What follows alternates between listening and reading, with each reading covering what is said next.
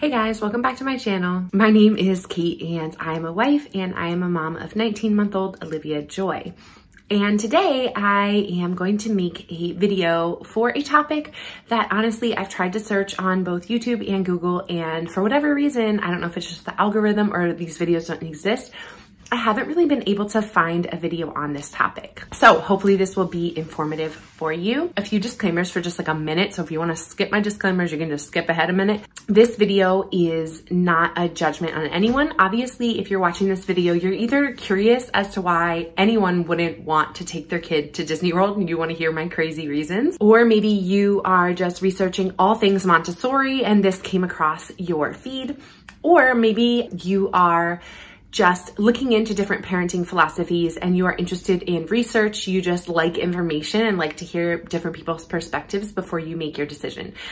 If you are in any of those categories or another one, you are welcome in this video, and I'm excited to address hopefully what you are here to look for. I tend to be in that last category where I just like a lot of information. I like to hear why people believe what they believe. I try to do it very non-judgmentally. I just want to hear all sides and then make the decision that's best for our family. So I just want to put that out there that we pray through the decisions we should make for our daughter, and then whatever we feel peace with, that is what we do. If you are a praying mama too, I'm sure that God gives you wisdom and peace on what is best for you. And if what he tells you is different than what he tells me, it doesn't mean that I heard from him and you didn't. It just means that we're raising our kids in the way that God wants us to, and that is going to look different, and that is okay. This is just informational. It is not judgmental at all. And if you end this video feeling completely opposite of how I feel, that is great. We can still be cool. Like, this is not a hate video. This is just an informative video about my views and where I got them from. So,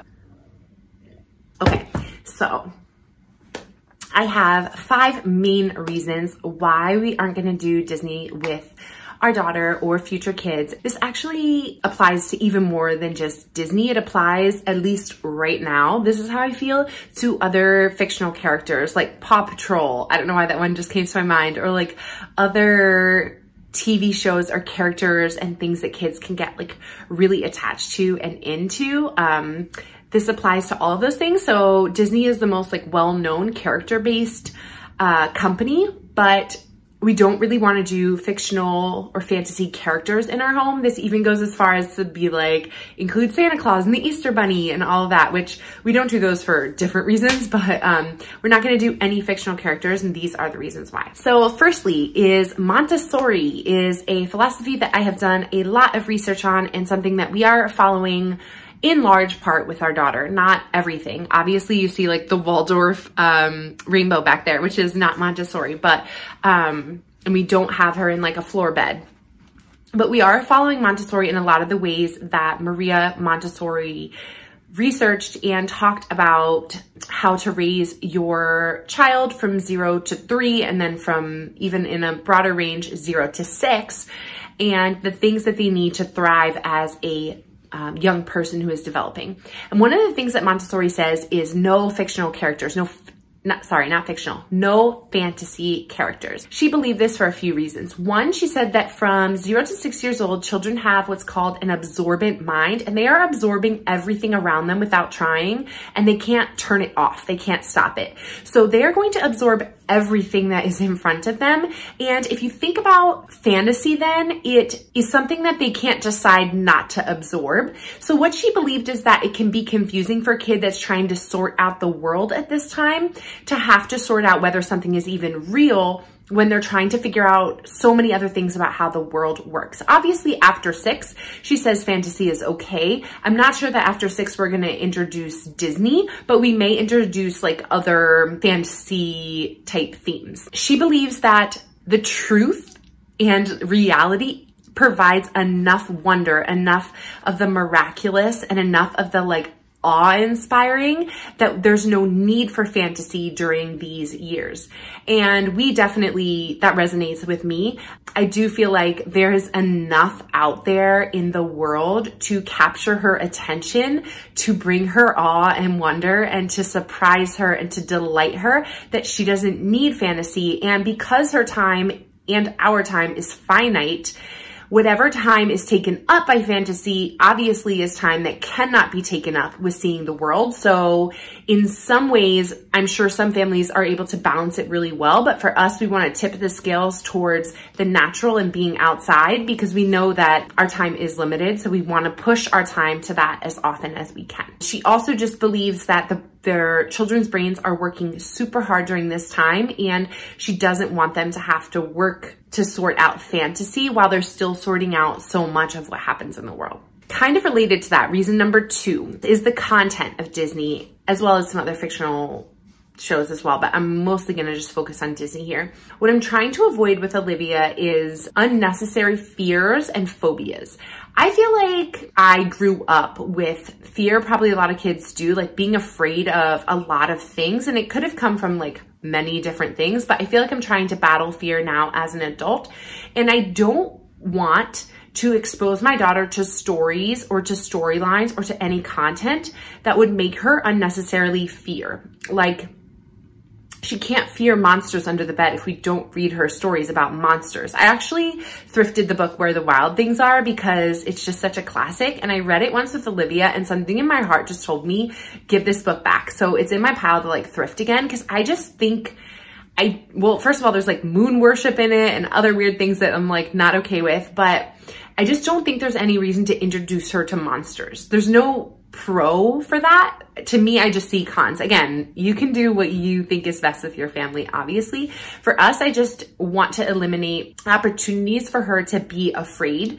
A lot of Disney movies in particular have scary situations happening, which, you know, I love The Little Mermaid and Lion King and some of these movies, and I might watch them with her when she's older, but definitely not before 6. I love a lot of the music, but like Lion King, when the father dies, is super scary. And like even in The Little Mermaid, when Ursula is trying to like take Ariel's voice, and there's like lots of weird things happening that could be scary to a little kid, I want to make sure that she's not exposed to things that are unnecessarily scary. A lot of the content of Disney movies, weirdly, is like the main characters are either orphans or they've lost a parent or a parent dies during the movie. And I just think that's could be traumatizing. So yeah, I'm not really down with the content, and I don't want anything to cause her fears and phobias. So that's more like the movies, why I'm not gonna do the movies. Why we're not gonna do the theme parks though is reason number 3. Why won't we do the theme parks? Because the theme parks don't necessarily create like a fear or a phobia unless you're going on the Tower of Terror.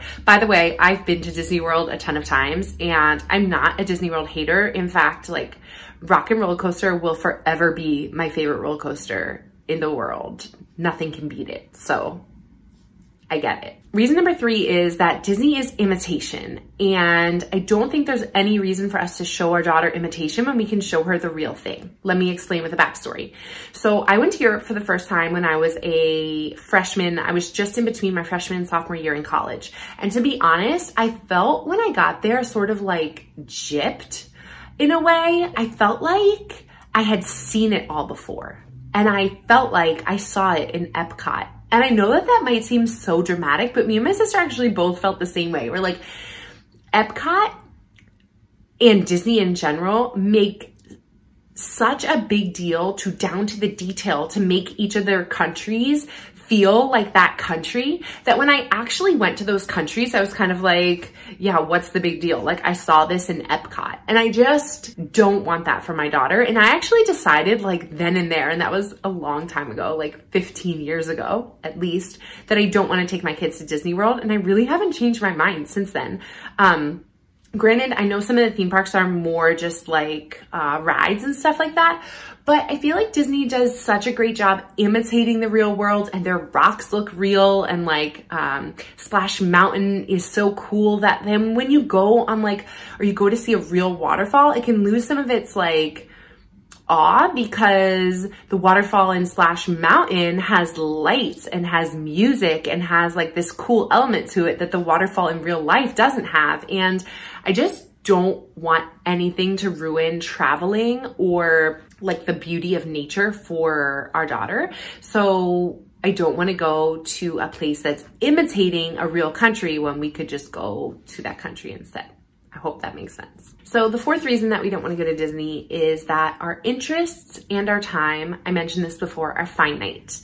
We can only have so many interests and we only have so much time to research the things that we're interested in and to really dive deeply into them. And so I want us to focus on things that are going to bring our family life, connection to God, connection to creation, connection to each other, and to foster a love for this world, for the different people of this world, for the different landscapes of this world, just for creation in general. Self-care is like a huge thing right now, right? Everybody's like, self-care, you need to take care of yourself, which is very true. I feel like we need self-care so much right now because we as a society have gone so far into like technology, Facebook, social media, etc., where we actually need to block off time to do things that rejuvenate us and energize us because they've sort of fallen out of our daily rhythms. I feel like if we spend time now investing in the things that do rejuvenate you and do refresh you and do make you feel alive again with Olivia and with our kids, those things will be habits. So self-care won't need to be this huge like push for them because it will be a habit. And for me, one of the biggest ways that I refresh and recharge is being outdoors. And it gives me a fresh perspective. And studies have even shown that like being outdoors is good for your health. So because our time and our resources and our interests are finite, we just can't care about everything. I want us to focus on the things that are life-giving. And to me, Disney is not one of those things. Again, I'm not saying that like, if you like Disney, that it's sucking the life out of you. I'm not saying that because I'm sure that it's life-giving for a lot of people. In fact, I know that it is because people feel like super energized by Disney and by going to those trips. But for us, it's not the thing that brings us the most like peace and enjoyment. It's really being outside. And because we have a finite amount of time, that's what we want to focus on. We also want Olivia to have interests that don't involve just like being obsessed with a character, which is where it's broader than just Disney. I don't want her to become obsessed with a character. If she does, like, oh well, we will live with it. I didn't want her to suck her thumb either, and here we are. But I want her to pick up interests and habits and spend her time with things that are going to benefit her more in the long run. I don't think being obsessed with a character is necessarily going to benefit her long term. So I want her to pick up like hobbies or arts and crafts or being outside or an instrument or a sport or whatever. I want to focus on those things with her. Lastly, number 5, and this one is like, I would say the least important, but I threw it in here anyway. Money. Disney is very expensive. You have to plan very far in advance, and there's a whole lot of people that profit off of you loving Disney. Obviously, the Disney execs are like the biggest people that profit off of it. And we want to give our money to companies that we feel really good about. And to be honest, it's not the biggest focus because I haven't done my own like in-depth research, but people that I do trust have, you know, brought things to their followers' attention, me being one of their followers, that there's some just not good things happening at Disney. And I don't want to put our money towards supporting that if we can put it somewhere else, if we can go on other vacations, if we can support local businesses, local restaurants, local markets. If we can travel in a different way that's not so commercialized, I want us to do that. I want us to travel in an authentic way, whatever that really is gonna look like. I want us to not be, and this goes like runs through the fabric of our family. It's just like who we are at this point. We don't want the mainstream media and just all of the consumerism hype of materialist America to run our interests. It's sort of just like an extra bonus reason why.